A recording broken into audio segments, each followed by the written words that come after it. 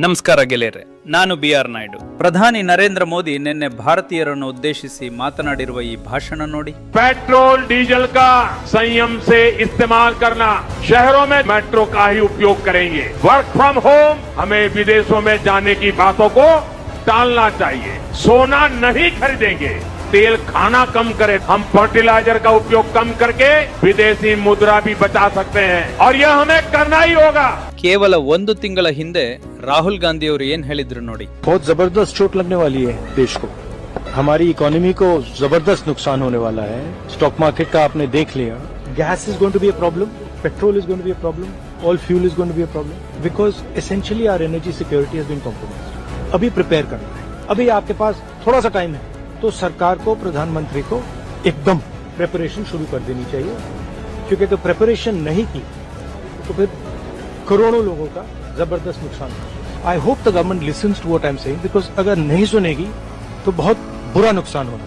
ಒಂದೆಡೆ ಪಶ್ಚಿಮ ಏಷ್ಯಾದಲ್ಲಿ ನಡೆಯುತ್ತಿರುವ ಯುದ್ಧದ ಪರಿಣಾಮ ಭಾರತದ ಮೇಲೆ ಹೇಗೆ ಕರಿನೆರಳು ಬೀರಲಿದೆ ಎಂದು ರಾಹುಲ್ ಗಾಂಧಿ ಅವರು ಊಹಿಸಿದ್ದರು. ಅಷ್ಟೇ ಅಲ್ಲ, ಈಗ ಉಂಟಾಗಿರುವ ಜಾಗತಿಕ ಅನಿಶ್ಚಿತತೆ ಮತ್ತು ಪೂರೈಕೆ ಸರಪಳಿಯ ವ್ಯತ್ಯಯವನ್ನು ಎದುರಿಸಲು ಪ್ರಧಾನಿ ಮೋದಿಯವರಿಗೆ ಸಲಹೆಯನ್ನೂ ನೀಡಿದ್ದರು. ಷೇರು ಮಾರುಕಟ್ಟೆಯ ಕುಸಿತವನ್ನು ಸಹ ರಾಹುಲ್ ಗಾಂಧಿ ಊಹಿಸಿದ್ದರು. ಜೊತೆಗೆ ಭಾರತವು ಅಮೆರಿಕದೊಂದಿಗೆ ಮಾಡಿಕೊಂಡ ಒಪ್ಪಂದವನ್ನು ಟೀಕಿಸಿದ್ದ ರಾಹುಲ್ ಗಾಂಧಿಯವರು ಇದರಿಂದ ದೇಶಕ್ಕೆ ತೀವ್ರ ಸಂಕಷ್ಟ ಎದುರಾಗಲಿದೆ ಎಂದು ಭವಿಷ್ಯವನ್ನು ನುಡಿದಿದ್ದರು. ತೈಲ ಬೆಲೆ ಏರಿಕೆ, ಆರ್ಥಿಕ ಹಿಂಜರಿತ ಎಲ್ಲವೂ ಜನರಿಗೆ ಸಂಬಂಧಿಸಿದ್ದಾಗಿದೆ. ಇದರ ಬಗ್ಗೆ ಚರ್ಚಿಸುವುದು ತೀರಾ ಅತ್ಯಗತ್ಯ ಎಂದು ಪ್ರಧಾನಿ ನರೇಂದ್ರ ಮೋದಿಯವರನ್ನು ರಾಹುಲ್ ಗಾಂಧಿ ತೀವ್ರವಾಗಿ ಒತ್ತಾಯಿಸಿದ್ದರು. ಆದರೆ ನರೇಂದ್ರ ಮೋದಿ ಜಾಣ ಕಿವುಡು, ಜಾಣ ಕುರುಡು ಪ್ರದರ್ಶಿಸಿ ದೇಶದ ಮೇಲೆ ತಮ್ಮ ಪ್ರಹಾರವನ್ನು ಮಾಡಿಯೇ ಬಿಟ್ಟರು. ಆದರೆ ಈಗ ಪ್ರಧಾನಿ ನರೇಂದ್ರ ಮೋದಿಯವರಿಗೆ ಎಷ್ಟೋ ತಿಂಗಳ ಬಳಿಕ ರಾಹುಲ್ ಗಾಂಧಿಯವರ ಮಾತಿನ ಅಂತರಾರ್ಥ ಅರಿವಾಗುತ್ತಿದೆ. ಅಂತಾರಾಷ್ಟ್ರೀಯ ಸಂಘರ್ಷಗಳಿಂದಾಗಿ ಹೆಚ್ಚುತ್ತಿರುವ ಬೆಲೆ ಏರಿಕೆ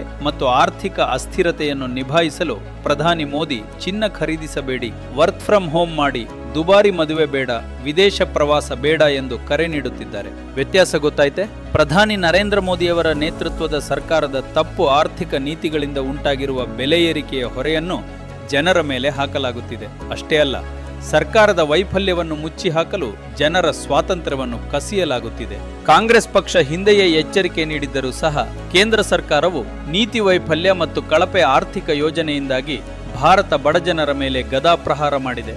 ಜನರಿಂದ ತ್ಯಾಗವನ್ನು ನಿರೀಕ್ಷಿಸುವುದು ಸರ್ಕಾರದ ಆರ್ಥಿಕ ಸೋಲನ್ನು ತೋರಿಸುತ್ತದೆ. ಚಿನ್ನ ಖರೀದಿಸಬೇಡಿ, ಪೆಟ್ರೋಲ್ ಕಡಿಮೆ ಬಳಸಿ ಎನ್ನುವುದು ಉಪದೇಶವಲ್ಲ, ಅದು ಸರ್ಕಾರದ ಅಸಮರ್ಥತೆಯ ಪುರಾವೆಯೂ ಸಹ ಹೌದು. ಸರ್ಕಾರವು ದೊಡ್ಡ ಆರ್ಥಿಕ ತುರ್ತು ಪರಿಸ್ಥಿತಿಗೆ ಸಿದ್ಧವಾಗುತ್ತಿದೆಯೇ ಮತ್ತು ತನ್ನ ಜವಾಬ್ದಾರಿಯನ್ನು ಮರೆತು ಸಾಮಾನ್ಯ ಜನರ ಮೇಲೆ ನಿರ್ಬಂಧ ಹೇರುತ್ತಿದೆಯೇ? ಮುಂಬರುವ ದಿನಗಳು ಇನ್ನೂ ಕಷ್ಟಕರವಾಗಿರಲಿಲ್ಲ ಎಂಬುದಂತೂ ನಿಜ.